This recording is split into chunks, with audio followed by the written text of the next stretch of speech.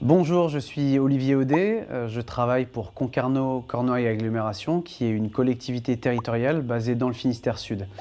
Je suis chargé du service usage numérique de l'agglomération et également détaché au projet associatif Concarlab.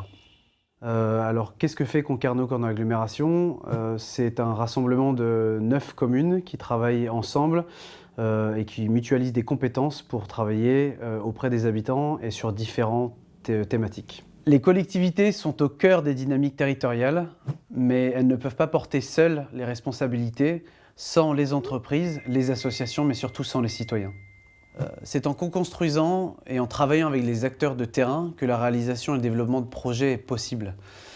Voyons l'exemple avec Concarlab, une association basée sur la collectivité de Concarneau.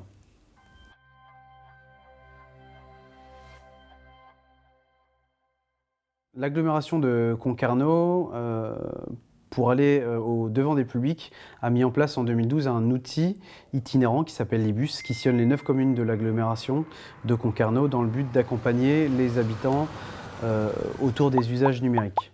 En 2016, une envie d'aller un peu plus loin dans cette démarche-là est ressortie avec la rencontre de différents acteurs associatifs, des entreprises et des habitants, et autour d'une envie commune d'avoir un lieu pour se rencontrer, échanger, co-construire et fabriquer, faire ensemble.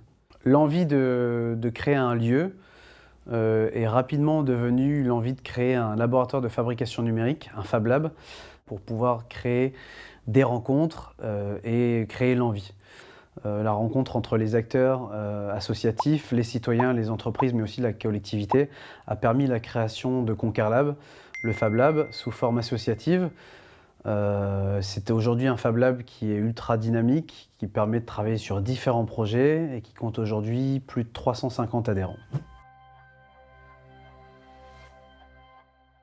Concarneau Cornouailles Agglomération accompagne aujourd'hui Concarlab techniquement, financièrement, mais aussi humainement avec mon poste et me permet aujourd'hui de coordonner le développement de l'association. L'objectif de ce genre d'expérimentation est bien de ne pas faire à la place d'eux, mais de le faire vivre grâce à la participation des différents acteurs du territoire. L'agglomération n'est pas intégrée dans la gouvernance, qui permet l'autonomie de cette association. Nous retrouvons les mêmes acteurs dans le conseil d'administration que ceux qui avaient l'envie de créer un lieu commun.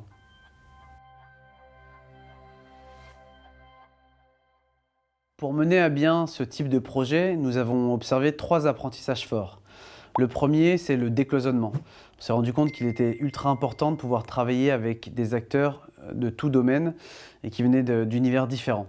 Il faut voir ça comme une force et pas comme une contrainte. On sait aussi que c'est l'implication des pouvoirs publics, c'est-à-dire des élus, qui est clé dans ce type de projet. Mais c'est aussi une prise de risque.